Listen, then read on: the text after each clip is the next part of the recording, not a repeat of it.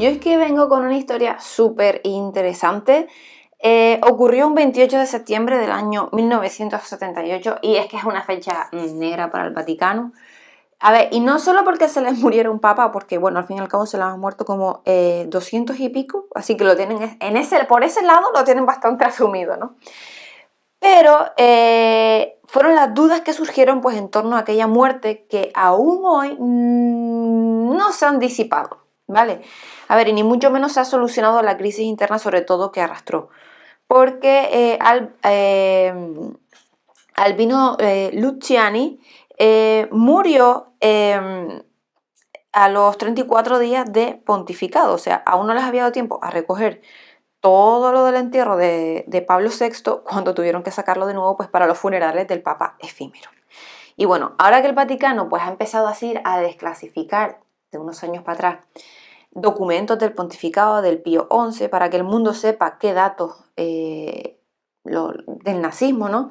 De la Guerra Civil Española, del fascismo italiano. Pero bueno, que tal y tal, como ha pasado tanto tiempo y es que están empezando a sacar de unos años para atrás, que bueno, que quizá a lo mejor respecto a esto, pues posiblemente lo saquen para el 2080. O eso hubiera pensado yo. Bueno, si es por ello, seguramente lo sacan, vamos, ni nos entraremos nunca. Pero hace unos meses atrás salió un libro, ¿vale? En el cual pues ha dejado al mundo en shock. Porque habla de concretamente este tema. Y es que, como le voy a empezar a más o menos a redactar, porque fue una entrevista que se hizo en el The New York Post, perdón.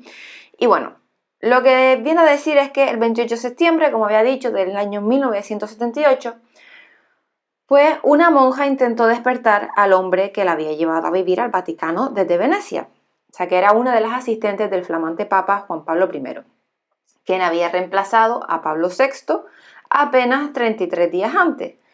Pero la religiosa, cuyo nombre nunca se llegó a conocer, no logró sacar del profundo sueño al pontífice. Así que en la noche, solo un té lo había acompañado. Ambos, en esas tempranas horas de la mañana, pues ya estaban fríos, ya había muerto. Bueno, pues la noticia recorrió y conmovió al mundo, ¿no? Sobre todo al católico, que apenas salía del luto por el final del anterior papado. Y bueno, y las sospechas sobre un asesinato comenzaron a recaer sobre los herméticos pasillos de San Pedro.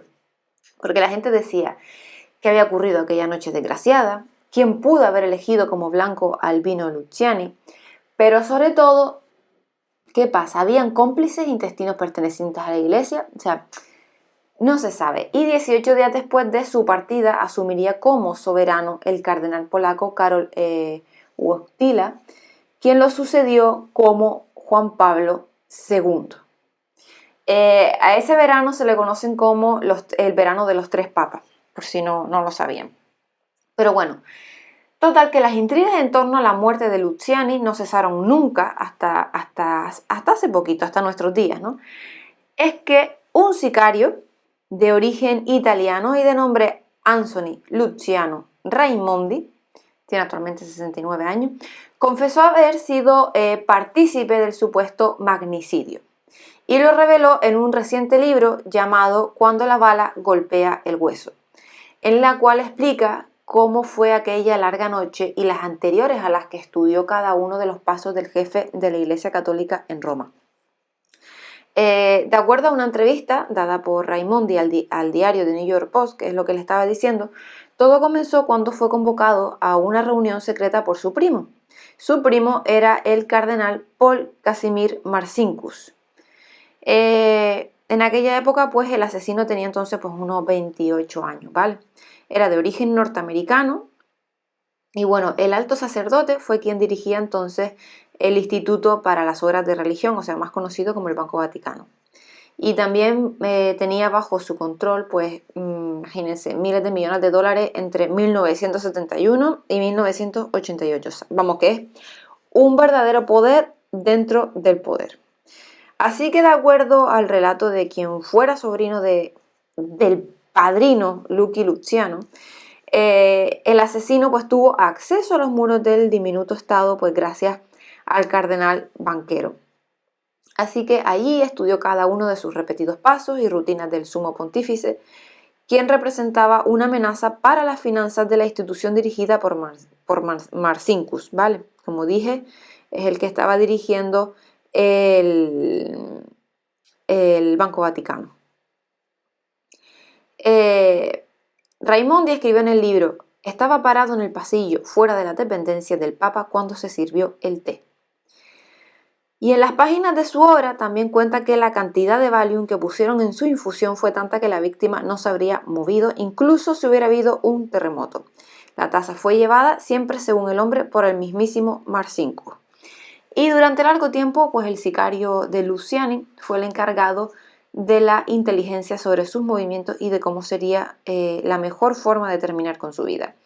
Pero por temor a acabar en el infierno, no quiso estar allí cuando colocaran el cianuro mortal en la boca del Papa inconsciente.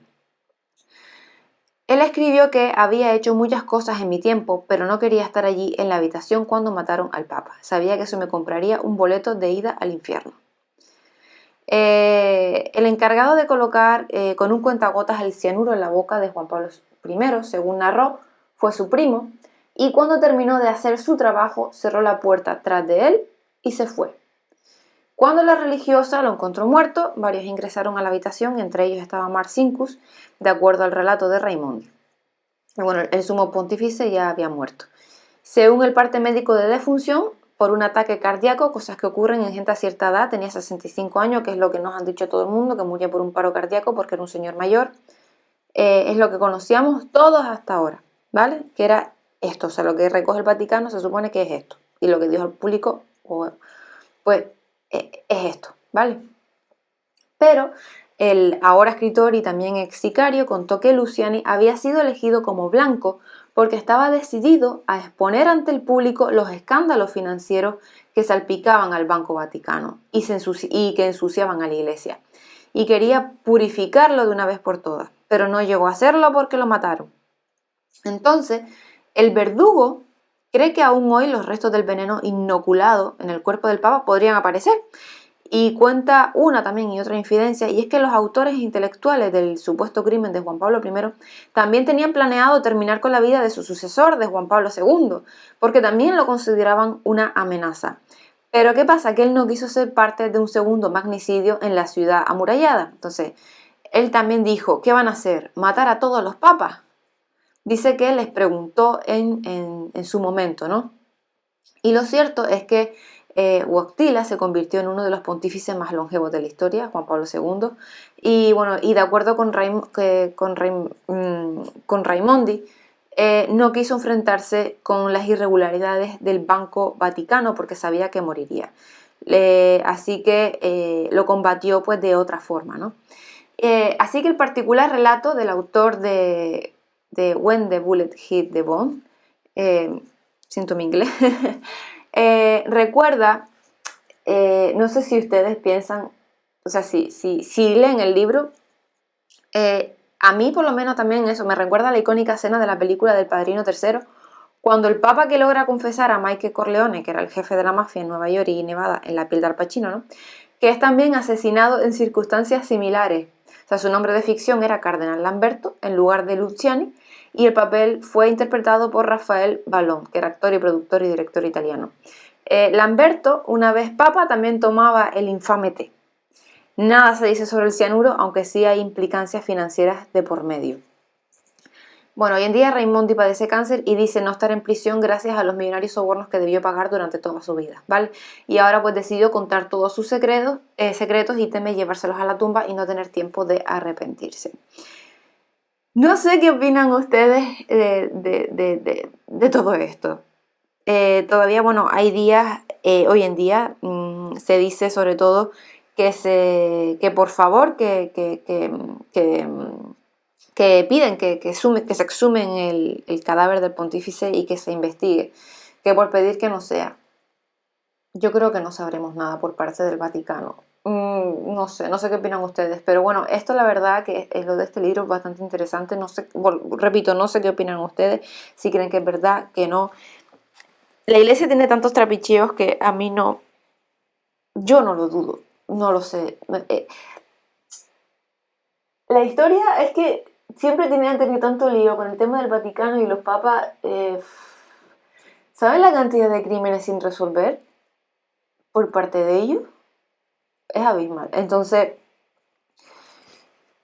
no sé qué opinan ustedes, me encantaría que me lo dejaran en el comentario qué es lo que opinan respecto a eso. Me parece una historia súper interesante para que la podamos comentar. Y bueno, espero que les haya gustado, espero que les vaya bien la cuarentena, que estén disfrutando los días todo lo mejor posible que puedan. Y nada, está bien en estos días también aprender un poquito de historia y de lo que pasa en nuestro mundo. Así que un saludo y hasta el próximo día. Hasta luego.